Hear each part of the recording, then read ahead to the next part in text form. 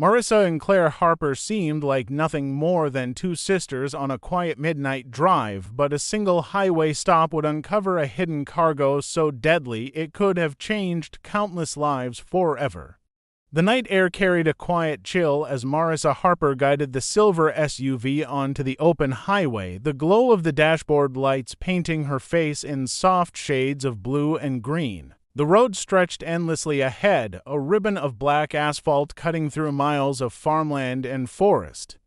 To anyone passing by, the sisters' late-night journey looked perfectly ordinary, nothing more than to women on a long drive. In the back seat sat a small cooler, a few duffel bags, and a stack of folded blankets that gave the impression of a casual road trip. But beneath the calm surface of their travel plans was a tension so sharp it could almost be felt in the air. Marissa, the older of the two, drove with steady precision, her hands fixed at 10 and 2, her eyes locked on the faint glow of distant taillights. She had always been the more controlled one, the sister who never wavered. Her jaw was set tight, and every so often she flicked a glance toward the fuel gauge as though the smallest inconvenience might unravel everything. Beside her, Claire shifted restlessly in her seat, her fingers tracing nervous circles along the edge of her phone. The younger Harper sister had agreed to the trip without asking too many questions, but the weight of unspoken worries pressed down on her like a physical force. Outside the car, the world seemed to disappear into darkness. Occasional farmhouses flickered past like forgotten outposts, their windows glowing faintly in the distance. The hum of the tires against the pavement filled the silence between the sisters, a steady reminder of the miles ticking away.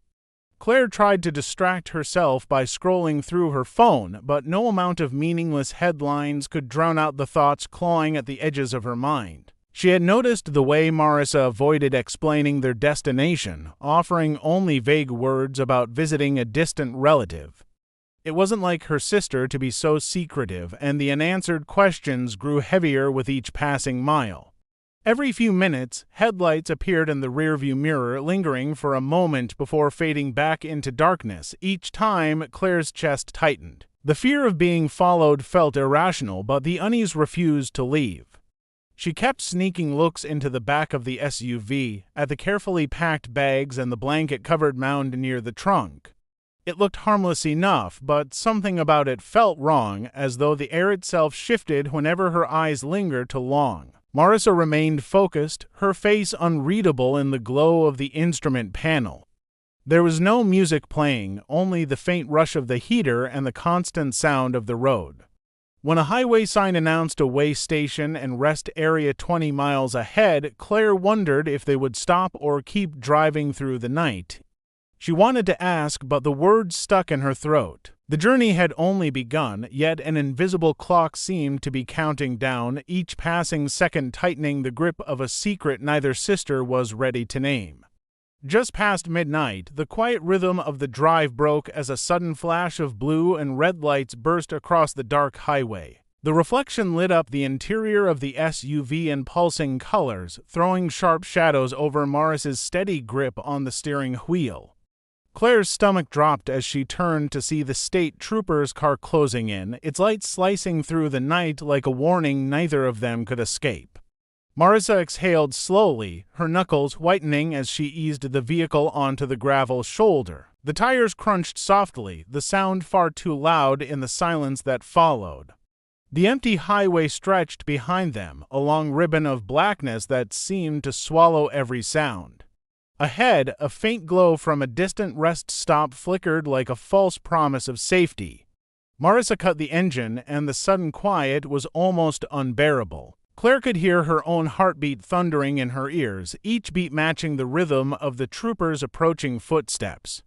The man's flashlight beams swept across the rear window, a bright arc that paused for a moment on the back seat before sliding forward. When the officer reached the driver's side, Marissa rolled the window down with deliberate calm. The smell of cool night air mixed with the faint scent of gasoline drifting in from the passing trucks. His voice was polite, but his questions carried an edge of practiced authority: license, registration, destination. Marissa answered smoothly, her words clipped but steady, while Claire stared straight ahead, forcing herself to breathe evenly. She kept her hands folded in her lap, fingers pressed tightly together to stop them from trembling. The trooper leaned slightly toward the interior, his flashlight catching on the cooler in the back seat. A faint chemical smell, barely noticeable, brushed against the cold night air. He paused, nostrils flaring just enough for Claire to notice. It was a scent she had ignored earlier, telling herself it came from the cleaning wipes Marissa kept in the trunk. But now, under the scrutiny of a stranger's eyes, it felt heavy and unmistakable. Marissa's composure did not falter, though a barely perceptible twitch in her jaw betrayed a flicker of tension. She handed over the documents without hesitation, her voice even as she explained they were visiting family across the state. The story was simple, harmless, and yet something about the way she delivered it seemed to carefully rehearsed. The trooper nodded but lingered, his flashlight beam drifting again toward the back of the SUV, tracing the outlines of the folded blankets. The seconds stretched into an uncomfortable eternity. The officer's questions shifted slightly, casual but probing, as if testing the edges of their story. Claire felt the weight of the night pressing in on her, the cold air seeping through the open window, the smell from the trunk growing sharper in her imagination. Every sound became amplified, the ticking of the cooling engine, the distant whine of a passing semi, the faint rustle of fabric as the trooper adjusted his stance. When he finally stepped back, signaling for Marissa to remain where she was, the sisters exchanged a fleeting glance. No words passed between them, but the meaning was clear. Something in that brief encounter had shifted. The routine stop was no longer routine. The quiet, endless highway had just become the setting for a danger they could no longer ignore. The trooper's polite request to inspect the vehicle sounded almost casual, but for Marissa and Claire it struck like a hammer. The pause that followed seemed to stretch forever, the night air thick with unspoken dread. Marissa's fingers tightened on the steering wheel before she slowly released her grip, her movements deliberate, as though each second could buy them more time. Claire felt the breath catch in her throat as she watched her sister nod stiffly. The officer stepped back, motioning for them to exit the SUV, his flashlight beam cutting across the asphalt like a silent command. They climbed out into the cold, their shoes crunching on the gravel shoulder.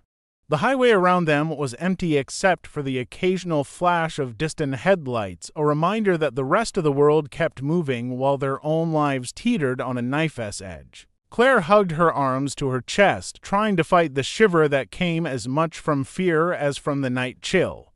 The trooper opened the driver's door, leaning inside with quiet efficiency, the beam of his flashlight sweeping over the seats and dashboard before drifting toward the back of the vehicle. The trunk release clicked with a sharp metallic sound that made Claire flinch. Marissa remained outwardly composed, but her eyes followed every movement with an intensity that betrayed the storm beneath her calm exterior. The officer lifted the trunk lid, revealing neatly packed duffel bags and a stack of folded blankets arranged with almost unnatural precision. At first glance it looked like the belongings of two travelers on a weekend trip, but something about the orderliness seemed off. The trooper crouched lower, the beam of his light probing deeper, until it stopped on a faint seam in the floor panel. Claire's stomach dropped. She hadn't noticed the extra panel before, a piece of metal that looked like part of the vehicle's original design but didn't quite fit. The officer's fingers traced the edge of the panel, pressing lightly until a small section popped loose with a dull snap. Beneath the false floor lay a shallow compartment lined with black plastic and filled with tightly sealed containers. Each one was marked with a plain white label, the kind used for cleaning products or industrial solvents, but there were no brand names, no instructions, nothing to suggest a harmless purpose. The trooper's expression hardened as he pulled one of the containers free and gave it a cautious shake. The liquid inside sloshed thickly, catching the light with an almost glassy sheen. A faint chemical odor escaped when he cracked the seal for a quick field test, sharp and acrid, strong enough to sting the air despite the cold breeze. He stepped back immediately, his radio crackling to life as he called for backup. The quiet stretch of highway that had seemed so isolated moments earlier now felt charged with urgency. Marissa and Claire stood frozen beside the SUV, the reality of the discovery settling over them like a lead weight. The flashing lights of additional patrol cars soon painted the road in urgent streaks of red and blue, turning the night into a scene of controlled chaos. Officers moved quickly, securing the area, their voices clipped and professional as they confirmed the test results. The liquid inside the containers was a dangerous chemical mix capable of triggering a powerful explosion if combined in the right way. What had begun as an ordinary traffic stop had now transformed into a high-stakes investigation. The sisters, once just travelers on a lonely road, were suddenly at the center of a threat too large to ignore. Investigators arrived within the hour, their unmarked vehicles lining the shoulder like silent sentinels. Floodlights turned the lonely stretch of highway into a stark stage, every movement thrown into sharp relief against the dark sky. Marissa and Claire were separated immediately, each led to different patrol cars, while officers in protective gloves began photographing the hidden compartment. The cold night seemed to sharpen every sound, the snap of camera shutters, the low murmur of radios, the distant hum of passing trucks. For Claire, the once ordinary SUV now looked like a stranger's machine, a trap she had unknowingly ridden in for hundreds of miles. At the nearby station, the sisters were questioned in separate rooms. Claire's story spilled out in nervous fragments. She claimed she thought they were transporting cleaning supplies for a friend of Marissa's. She explained how Marissa had insisted on packing the car herself, how she avoided discussing their true destination. Her voice shook as she described the faint chemical odor that had grown stronger during the drive, admitting that she had convinced herself it was harmless. Detectives listened carefully, their pens scratching across notepads, their eyes revealing nothing. Marissa's interview was a different scene entirely. Calm and deliberate, she avoided unnecessary details and spoke as if rehearsing a script. She admitted to arranging the trip but denied knowing the full nature of the chemicals. According to her, a contact she met through an online marketplace had promised a large payment for delivering the sealed containers to a rural drop-off point. She claimed it was simply a transaction, nothing more, and insisted she had been told the materials were industrial cleaners meant for resale. Her composure never wavered, even as investigators presented the preliminary chemical analysis showing that the ingredients could be combined into an explosive compound. The conflicting accounts raised more questions than answers. Detectives traced the chemical components back to a series of thefts from a warehouse to states away, thefts carried out with an unusual level of precision.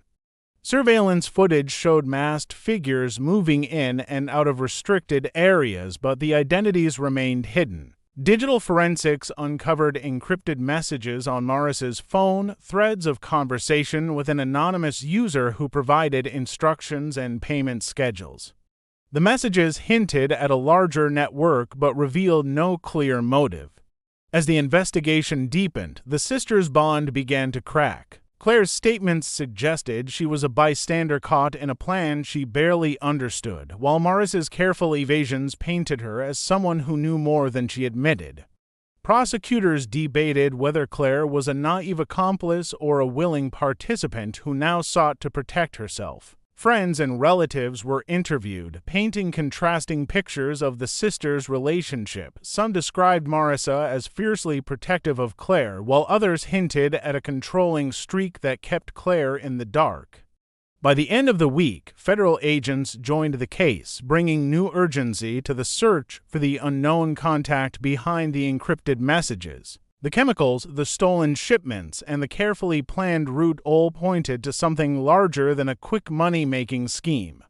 Yet, despite the growing mountain of evidence, the true purpose of the deadly cargo remained hidden, leaving investigators to wonder whether the Harper sisters were pawns in a dangerous game or the architects of a disaster narrowly avoided. The case moved swiftly from a rural highway arrest to national headlines, drawing reporters and camera crews to every courthouse step and station doorway. News outlets replayed the footage of flashing patrol lights against the empty road, each broadcast fueling speculation about the sisters' intentions. Overnight, Marissa and Claire Harper went from anonymous travelers to central figures in a story of hidden chemicals, encrypted messages, and unanswered questions. Viewers debated whether they were criminals or victims, while investigators worked around the clock to uncover the truth. Prosecutors built their case methodically, presenting a timeline that linked the stolen chemical components to a series of late-night warehouse breaches. Evidence showed that the containers in the SUV contained compounds capable of creating a massive explosion if combined in precise ratios. Chemical experts testified that even a small miscalculation during transport could have resulted in an accident with catastrophic consequences. Photographs of the hidden compartment were displayed in court, each image a silent reminder of the danger concealed beneath the sisters' carefully folded blankets. Marissa faced the most serious charges: conspiracy to transport hazardous materials, possession of explosive precursors, and reckless endangerment. Her encrypted messages became key evidence, their instructions and payment details pointing to a deliberate plan. Yet the anonymous contact who guided her remained untraceable, their identity buried behind layers of digital security. Marissa maintained that she never intended harm, insisting that the delivery was purely financial, a desperate attempt to escape mounting debts. Her calm, almost detached demeanor in court unsettled observers, leaving some to wonder whether she was hiding fear or something darker. Claire's role proved more complicated. Her defense argued that she was an unwilling passenger, a younger sister manipulated by Marissa's authority. They presented text messages showing her repeated attempts to clarify their destination and her growing unease during the trip. Witnesses described her as quiet and obedient, someone unlikely to challenge her older sister's decisions. Prosecutors countered with the fact that she never contacted authorities despite noticing the strange odor and Marissa's vague explanations. In the end, Claire's cooperation with investigators earned her a plea agreement, sparing her the harshest penalties but leaving her future clouded by probation and public scrutiny. When the verdict was read, the courtroom was silent except for the shuffle of papers and the faint click of cameras. Marissa received a lengthy federal sentence, her fate sealed by the dangerous materials and the encrypted trail of evidence. Claire avoided prison but left the courthouse with a record that would follow her for years. Reporters swarmed outside, shouting questions neither sister chose to answer. The mystery of who supplied the chemicals and what ultimate purpose they served remained unsolved, a shadow lingering behind the official outcome. Today, the stretch of highway where the SUV was stopped looks as ordinary as it did before that night. Travelers speed past without knowing how close disaster came to unfolding in the dark. The Harper sisters' journey stands as a chilling example of how an unremarkable vehicle and quiet passengers can conceal a threat, capable of reshaping countless lives, and how a single routine traffic stop prevented a catastrophe that no one saw coming until it was too late.